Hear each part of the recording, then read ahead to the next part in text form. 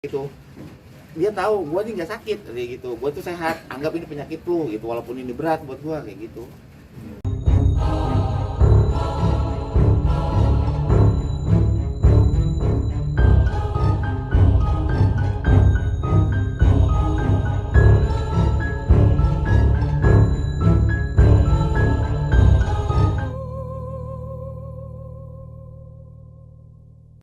Bentar.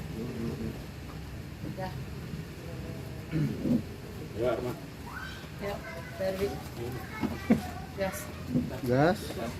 Om Idung mungkin untuk hari keempat ini seperti apa nih untuk atau mungkin udah ketemu Om Paul Pagasi di mimpi malam atau gimana? Apa? Udah ketemu atau mimpi gak sih di hari keempat ini? Mimpi mah belum. Cuman kalau terasa bahwa masih ada di sekitar kita tuh, sangat merasakan hal itu. Seperti apa, Bang? Rasakannya? Ya seperti ciri khas wanginya dia kayak gitu kan. Pokoknya ya apa yang kita rasain selama hidup ampun 12 tahun ya seperti kayak ada almarhumah kayak gitu. Dan untuk saat ini ya yang kita rasain ya kehilangan orang benar-benar kita sayangi kayak gitu. Anak-anak juga kan, si kakak juga masih ingat mamanya terus, masih pingsan-pingsanan kayak gitu kan, masih lemas. Dan kembar juga kan masih sakit tuh, BAB kayak gitu. Mungkin batin ya, secara ini batin, ikatan batin sama orang tua kan lebih kuat. Kalau yang cowok bang, yang Petong. Kalau si Petong untuk awal, jadi dia punya kesibukan, sengaja kan kita suruh aktivitas main nggak apa-apa. Akhirnya dia inget mamanya, takut mesinnya keganggu kan, jadi sedih kayak gitu, jadi ceria. Kita nasihin pelan-pelan kan anak-anak, dek, mama itu nggak pergi, mama itu nunggu kita, tinggal kita nih kapan tunggu bagiannya, bilang gitu. Nanti kita bakal ketemu mama kayak gitu kan, mama hidup di sana kayak gitu, kita nanti bakalan bertemu. Jadi tuh kita nih yang makhluk, semua makhluk yang bernyawa tuh pasti mengalami kematian, begitu. Kita juga bakalan nggak ada, nanti tinggal tunggu waktunya kayak gitu. Jadi pelan-pelan gitu kita ajarin kayak gitu. Berarti anak-anak nih udah mulai nanyain ya? Kalau si kembar dari mulai awal pertama almarhum masih mau dikumikan ya gelisah sampai sakit kan tuh si kembar, karena biasa kan kalau almarhum pulang syutingan buka pintu assalamualaikum boboiboy gitu, sampai telepon assalamualaikum boboiboy, itu langsung gitu. Jadi ciri khas suaranya tuh buat di mindset bayi tuh kencang gitu. Makanya kan kemarin kan panas tuh dua-duanya. Kalau kata orang tua, mana baju yang terakhir dia pakai gitu, dipakein, dipeluk, tidur kayak gitu. Karena mungkin karena anak kecil belum punya dosa ya, apa yang dilihat itu nyata kayak gitu. Kalau kita kan udah banyak dosa. Tapi kalau untuk pakaian mungkin barang-barang almarhumah itu masih tertata rapi atau seperti apa? Masih seperti biasa untuk sampai saat ini. Saya belum masuk kamar sebelum ke rumah yang di sana, karena ingat saya tuh aduh sangat ini gitu, lemas kalau ingat itu gitu kan, karena kan emang mengingatkan saya pada empok. Jadi sampai saat ini saya di rumah ini juga belum naik ke kamar, saya masih tidur di ruang tamu. Saya minta baju, minta sarung, peci itu diambilin sama si mbak. Belum kuat saya juga kayak gitu. Saya pribadi aja, yang bapaknya belum kuat gitu, yang suaminya bagaimana anak-anak nih ya gitu. Ya mudah-mudahan Allah kasih kekuatan, saya sehat dan saya juga bisa membesarkan anak-anak. Kan saya memesan almarhumah kayak gitu, pak gitu, pagi-pagi kan manggil sini suruh tidur di sampingnya, jangan mah nggak muat ini gitu, usap-usap aja ya gitu aja kan, ngomongnya satu-satu kan, usap-usap malamnya tuh sambil ngobrol kan, pak anak-anak susunya jangan sampai kurang ya, biar pada sehat kayak gitu kan, makanannya perhatiin, sekolahnya yang tinggi pak ya, insya Allah mah bismillah pasti disekolahin, pasti dikasih makanan yang bener-bener tuh sehat kayak gitu kan. Dia kalau sama anak kan nomor satu tuh buat makanan, susu apa jangan sampai kehabisan, karena pernah kehabisan stok malam, ininya tutup tokonya kayak gitu, jangan sampai kayak gitu. Berarti kemarin sudah sempat nggak ASI lagi tuh? Apa Nggak. susu formula? Iya udah susu formula. Tapi kalau untuk yang besar apa Shirley ya, itu gimana kondisinya, kan sempet drop ya kalau Iya sampai saat ini juga masih drop. Oh masih Drop. Untuk ngomong juga belum mau ketemu orang kan, masih nangis mulu, apalagi kan malam tempat pingsan. Katanya sekali-kali pengen pakai baju mama nih kan, ada baju ciri khasnya almarhumah nih, setiap ada pengajian tuh suka dia pakai tuh, dipakai sama dia tuh, pakai masih bisa jalan, akhirnya pingsan sendiri. Dia mungkin ngeliat kaca kali, ngeliat pakai baju mamanya kan, emang terasa banget tuh baju lebaran yang terakhir kita kapelan kayak gitu. Tapi cara menguatkan mungkin pasti kan Om Idung sendiri gak bakal sendiri ya, mungkin ada keluarga gak sih mungkin setiap hari yang hadir gitu. Ada keluarga dari sahabat Empo tuh masih lalu lalang kan untuk nguatin kita kan, saudara masih lalu lalang untuk nguatin kita, sabar kayak gitu ya, kayak gitu. Jadi pikirin makanan banyak, kayak gitu, kita sakit paling gitu. Tapi kalau untuk rumah baru tuh mau ada rencana dalam waktu dekat, tadi kan bisa bilang belum mau ke sana. Tapi mungkin ada rencana gak sih untuk ditempatin nanti kapan untuk disinggah? Ya kita lagi diskusi nantinya tuh sama anak-anak ya, masih mau di sana apa gimana kayak gitu. Karena kan emang itu rumah impiannya almarhumah ya. Jadi kita juga untuk melihatnya nggak ini hati gitu. Gimana ya ngeliat rumah itu ya?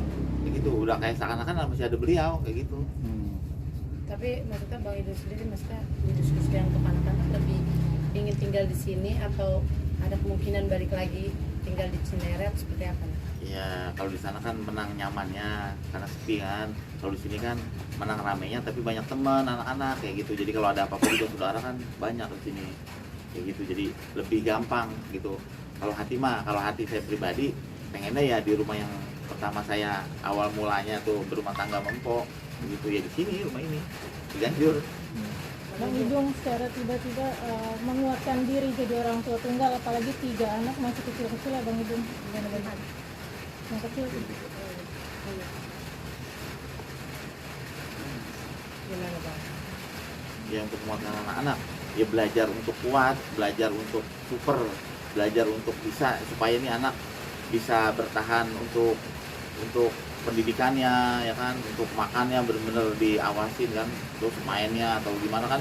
Si kembar kan lagi sedang aktif-aktifnya tuh, udah mulai mau rembet-rembet kayak gitu, makanya kan dijagain sama mbaknya tuh ekstra, benar-benar ekstra.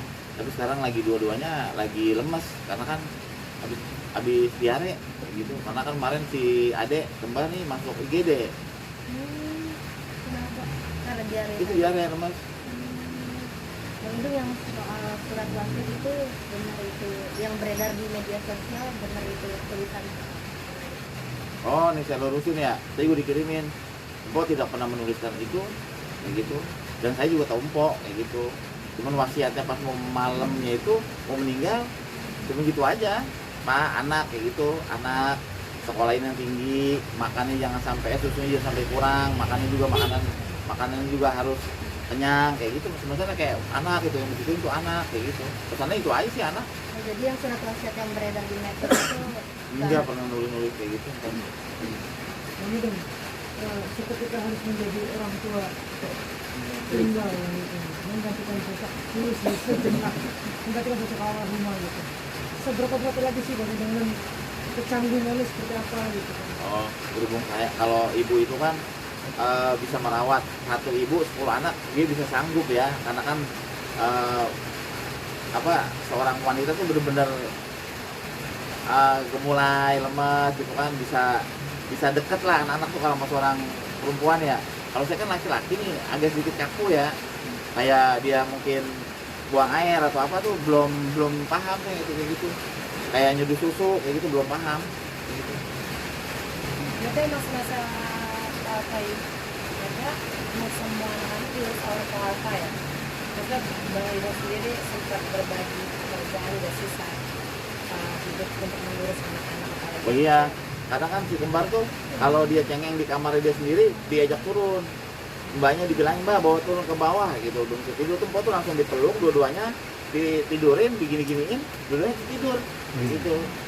Di sini belajar nyuruh-nyuruh susu tuh diajarin gitu, Pak, angkat kuku ya kayak gitu, kita disiram kayak ke tangan nih, angkat kuku kayak gitu. Jadi sambil waktu masa almarhum tuh ngerawat baby juga nih si Bobo Boy, saya diajarin kayak gitu. Cuman kalau kayak ganti-ganti pampers saya belum bisa. Memang belum ada ya pas masih hidup juga untuk ngurusin yang tadi ganti pampers dan itu nggak ada Saya belum bisa. Dari mulai si pampers kakak saya kayak ngerti belum bisa. Tapi kalau kayak bantuin ambil air hangat, ambil gayung kayak gitu kan, itu pasti saya. Ambil air panas kayak gitu, itu pasti saya kayak gitu. Bang Idung kan Alfa udah sakitnya udah cukup lama, terus Alfa juga tetap kerja, Alfa sendiri udah nyiapin masa depan buat anak-anak gitu, kayak mungkin lama udah dipisahin sendiri. Ya waktu di masa itu ya habis buat berjalan berobat. Sampai saya juga punya usaha kan modalnya kepake juga buat pengobatan tuh kan selama setahun ke depan tuh kita terus beraktivitas berobat kan di luar gitu kan, cukup lumayan makan biaya tuh. Bang Idung, maaf, yang dikangenin apa sih dari mendiang almarhum nih? Oh, ini kangenin saat dia mau berangkat tuh, karena kan kalau pagi tuh dia berangkat duluan tuh timbang saya berangkatnya, bangunin papa nasi goreng udah mau bikinin di atasnya, mama jalannya cium tangan, udah gitu doang tuh. Nah, kalau siang tuh kadang-kadang udah makan belum lo gitu di WA gitu, atau dia voice note, nggak bisa kata dia voice note, pak udah makan belum masak apa itu, coba masak ini, mau dibawain apa gitu, lagi di luar karena kita lagi di luar, ya udah nggak usah kayak gitu, itu makan aja gitu ditawarin. Maksudnya sama suami juga perhatian benar-benar tinggi kan, almarhum memang wanita super kan kayak gitu, sakit pun dia nggak ngerasain. Pernah dia bilang gitu, pak makanya kan nggak dipublikasiin dia sakit, kalau gue dipublikasiin satu gue ngerepotin orang, kedua ntar yang ada gue stres, dia bilang gitu. Udah diem aja dah, antara kita mau maju dah berdoa kayak gitu, dia prinsipnya kayak gitu. Dia tahu gue ini nggak sakit kayak gitu, gue tuh sehat, anggap ini penyakit flu gitu, walaupun ini berat buat gue kayak gitu. Dia anggap penyakit flu, dan dia kalau diam di rumah nih malah tambah sakit. Kalau dia aktivitas ketemu sama temen-temennya tuh hilang rasa sakit itu, lupa dia malah rasa sakitnya. Makanya kan kata dokter bawa happy, bawa senang, jangan dibawa stres kayak gitu. Ya udah saya ikutin apa yang dia mau aja, makan yang dia pengen makan kayak gitu, asal jangan manis-manis kayak gitu. Biasanya Bang Idung sendiri suka minta request makanan apa sih ke almarhumah? Request Ya, saya kalau jadi ini walaupun di rumah ada yang masak, saya jarang makan. Jadi kalau empo yang masak saya mau makan kayak gitu. Jadi gua tahu terakhir saya dibikinin tuh, ini hati pengen, gue pengen banget makan sayur asem tapi yang dikuningin, namanya kan kalau di Betawi itu bak asem, dibikinin namanya terakhir kali udah itu dibikinin sebelum dia ngedrop, empo bikinin itu. berarti Hati pengen gitu tapi dibikinin gitu, kita nggak ngucap ini bikin lah, ini kok ada ya kayak gitu. berarti nggak ada yang bikinin makan Iya. secara langsung lagi ya? Gua kan kayak gitu jago masak kayak gitu. Dia tahu apa yang kita kan hidup dari nol ya. Apa yang suaminya mau itu dia tahu. Paling tahu dia kayak gitu. Karena kan saya semenjak 12 tahun berumah tangga tuh nggak pernah ribut-ribut besar, enggak. Kalau saya marah dan dia marah saya diem-dieman. Cuman dia tahu, mah waktu awal nikah kan kita kalau marah ataupun diem suatu saat kita ada masalah, selesain hari itu juga clear. Jangan sampai berlarut, clear. Makanya saya nggak pernah kayak ngobentak atau nggak pernah. Pantang buat saya kayak gitu ngebentak dia, makanya patuh dianya. Sedangkan dia kalau syuting saya suruh pulang, saya suruh berhenti jadi berhenti dia mah kayak gitu. Makanya kan Allah kasih juga perginya mudah kayak gitu, seperti orang tidur kayak gitu. Saya tuntun juga masih mau kayak gitu, saya peluk, saya tuntun, mau ikutin ya la ilaha illallah sampai Allah, dia merem mingkem, ini keluar liur, ini masih bercak itu. Karena kan setiap dia punya jadi bintang tamu nih, kayak di suatu acara stasiun ya, kata dia, Pak, ada ustaz ngomong begini, masa kalau orang meninggal Jumat itu tanpa pertanyaan ya? Iya benar, itu hadis Nabi mah gitu. Berarti mama pengen meninggal hari Jumat aja kali ya, sering kali dia kayak gitu. Akhirnya mungkin malaikat lewat, dijabah dia meninggal hari Jumat, hari istimewa kayak gitu. Berarti itu ada firasat sebelum meninggal kemarin. Sini mimpi saya, empok di berbaring tuh di rumah sakit. Seminggunya saya mimpi empok meninggal, percis dengan pakaian yang itu yang saya peluk. Pas empok bisa ganti baju kan tuh diusapin, dimandiin tuh pakai ganti baju, pakai baju biru. Saya mimpinya gitu. Jadi baik sangka aja, ya Allah mudah-mudahan nih panjang umur kayak gitu. Ternyata mimpi saya jadi kenyataan, kayak dejavu gitu. Ini kayak yang dialami mimpi kayak gitu. Bang Idung, tentang anak-anak yang kabarnya mau dibiayain Raffi sama Samir Fanatin itu gimana? Udah dengar? Untuk sejauh ini sih belum ada obrolan kita serius kayak gitu, tapi ya alhamdulillah kayak gitu. Emang kerabat teman-teman Po tuh hebat, bener-bener luar biasa, baik semuanya kayak gitu, perhatiannya tinggi dari segi apapun. Buat saya bukannya teman lagi, teman, rasa saudara, semua itu luar biasa kayak gitu. Mungkin dibiayainya tuh belum ada omongannya Bang ya? Iya. Bang Idung punten maaf banget nih. Waktu itu Po Alpa sempat cerita kalau Po Alpa sempat dapat gangguan atau teror gitu. Ada nggak terakhir teror atau gangguan? Untuk sejauh ini sih Po ya alhamdulillah gitu, baik-baik aja sih, nggak ada gangguan ataupun teror kayak gitu. Kalau gangguan penyakit ya memang ada kan, badan lemas tuh kayak gitu kan, drastisnya tuh pas pasca melahirkan itu baru bener-bener tuh dia badannya udah gemuk kayak gitu kan, ada yang dirasain sakit kayak gitu, itu bener-bener yang habis pasca melahirkan penyakitnya tumbuh tuh. Kalau yang dulu itu yang celana dalam itu Udah nggak ada kayak gitu, itu jauh sebelumnya, itu setahun sebelum sakit kayak gitu.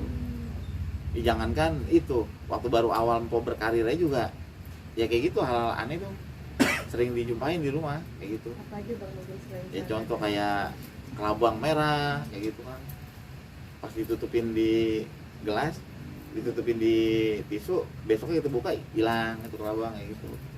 Kayak ayam kayak gitu, ayam hitam dibuang di depan gerasi. Dulu kan gerasi kita belum rapet nih, masih setengah dibuang kayak gitu. Berarti terakhir itu setahun lalu bang, sebelum sakit ya? Sebelum sakit kayak gitu, sebelum sakit sebelumnya itu. Ini kan ada kabar dari apa, kayak omongan dari netizen, ada sangkut pautnya nggak sih teror itu dengan penyakit itu? Enggak, buat saya itu udah panggilan Allah, karena udah ketentuan.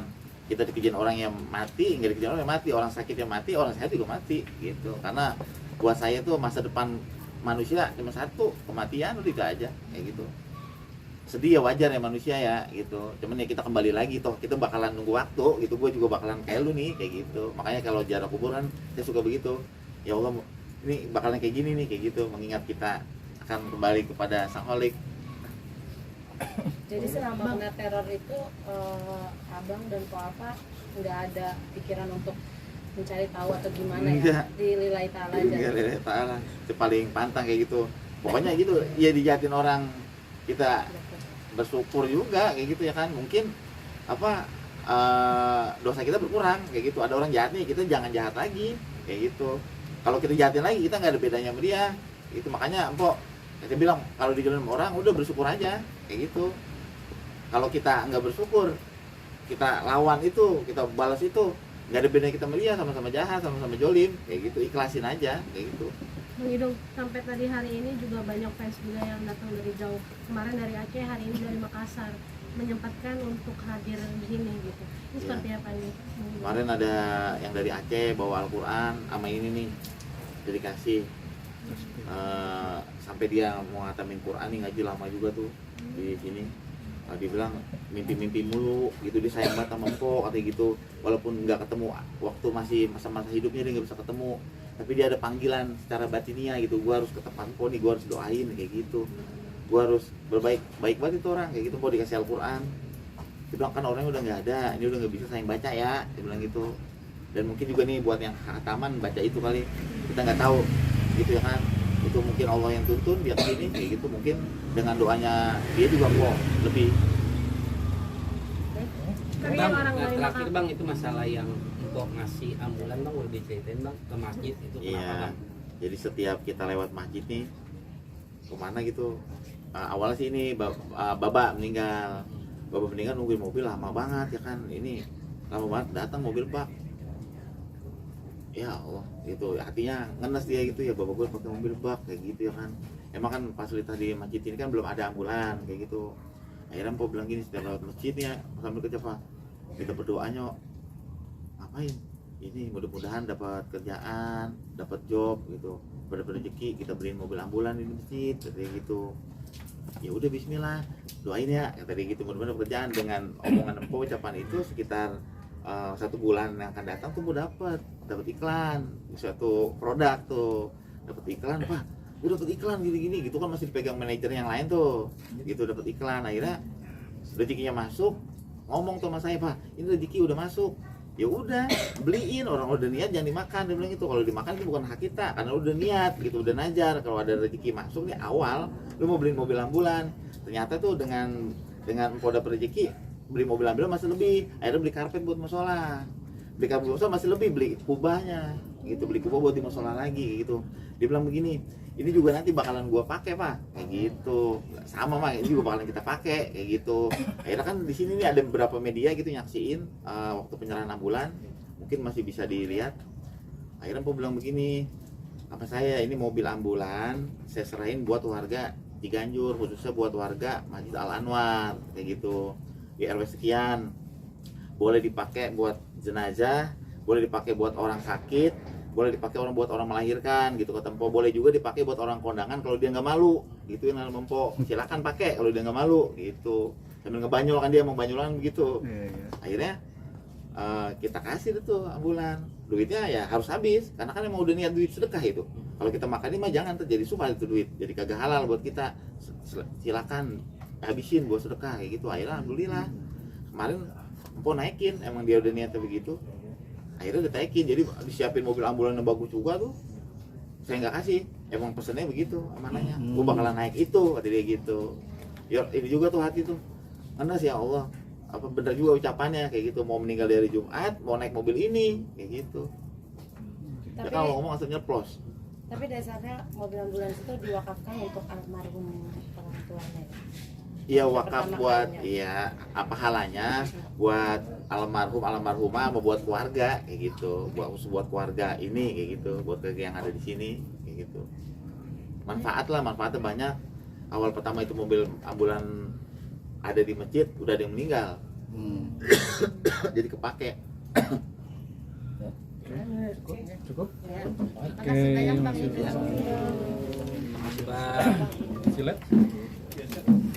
So, then, Baik.